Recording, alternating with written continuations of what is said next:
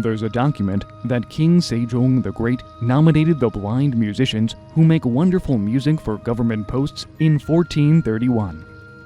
In the Joseon Dynasty court, musicians who were musically gifted were hired and named the Korean Traditional Music Orchestra of the Blind. These musicians were members of the Royal Court Office of Music, Gayageum.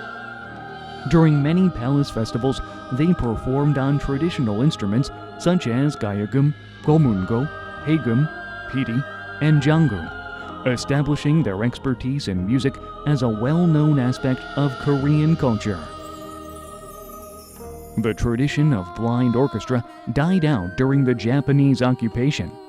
Later, the Korean Traditional Music Orchestra of the Blind was reborn in March 2011, with the partnership formed between the Ministry of Culture, Sports, and Tourism and Siloam Center. So much so that in 2014, the Korean Traditional Music Orchestra of the Blind presented successful performances at Carnegie Hall in New York. Of course, it's a dream stage for any musician. In 2019, the Korean Traditional Music Orchestra of the Blind visited Carnegie Hall again in celebration of the establishment of the Provisional Government of the Republic of Korea and the 100th anniversary of the March 1st movement. While the concert at Sydney Opera House created memorable moments to convey an array of Korean characteristics to a global audience. Moreover, together with the traditional Japanese music orchestra for the blind, it held concerts in Tokyo, Osaka, and Nagoya.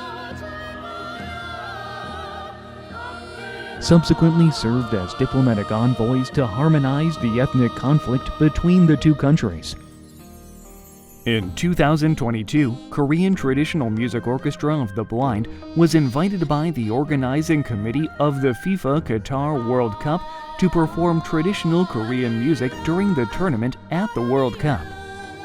Additionally, through online performances of visually impaired Korean, Chinese, and Japanese performers, as well as Korean, Chinese, and Vietnamese performers, these countries with a sorrowful history have been able to understand, cooperate, and harmonize for the first time in history.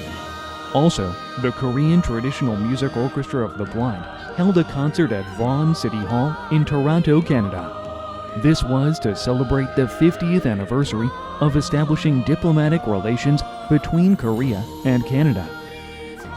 We performed at the Korean Embassy in Mongolia to celebrate the 11th ASEM Summit. We also performed at the Concert for the Republic of Korea and Vietnam to celebrate their 30th anniversary of diplomatic relations at Hanoi Ao Co Art Center. There is a sound in the heart, not in the eyes.